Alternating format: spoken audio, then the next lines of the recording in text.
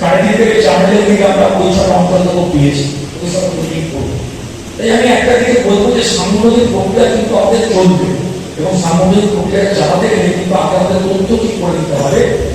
Booth সভাপতিকে ডাকবো, অঞ্চল কমিটির সামনে সেই বুথ সভাপতিকে বলতে হবে, তার জন্য কর্মী হবে কেন আপনার বুথে এখনো পর্যন্ত আমাদের অবস্থানটা ঠিক সঠিক জায়গায় নেই, কি কারণে ওখানে এখনো নড়বড়ে কোনো হচ্ছে, কেন 30টা বা 40টা ভোটের লিড, কেন 200 ভোটের লিড নয়।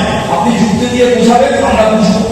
আপনি যুক্তি দিয়ে না বোঝালে আপনি কিন্তু সবই থাকবেন না। এটা পরিষ্কার জেনে যান, বুঝে যান। আপনার অঞ্চল সভাপতি বললেও শুনবো না, তার কারণ তার সমস্যা হবে। অঞ্চল সভাপতি অঞ্চল খেয়ে পড়ছে, দেখা যাচ্ছে 15টা বুথের মধ্যে 11টা বুথ ভালো, কিন্তু 4টে বুথে এমন পরিস্থিতি হচ্ছে যে 11টা বুথে লিড করে ওটাতে কিন্তু 2,000-2,500 বেশি উঠছে না। আপনার পাশের মধ্যে দেখা যাচ্ছে 7,000, 8,000, 9,000 টাকা লিড করছে। তাই বুথ সভাপতিরা এখন থেকে তৈরি হয়ে যায়। আর এটা ভাববেন না যে আপনারা বললেই আমার ব্লক কমিটি বিশ্বাস করবে, এবং এরা ঘুরে এই 2 বছর থেকে আপনার রিপোর্ট কিন্তু সব আছে। মান্নান সাহেবও তার এলাকাগুলো সব জানে, তরুণবাবু জানে, শোভনবাবু জানে, সবাই জানে। আমি খানিকটা জানি, সব জায়গায় বলবো না, তার কারণ আমি অত বিশেষ করে সবসময় সময় দিতে পারি না।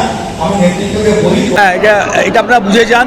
আমরা খুব এই যে চাষ শুরু হবে, আমাদের তো মানুষ, গ্রামের মানুষ তো, সাধারণ কর্মীদেরকে আমরা এখন সভা সমিতি ডাকি না।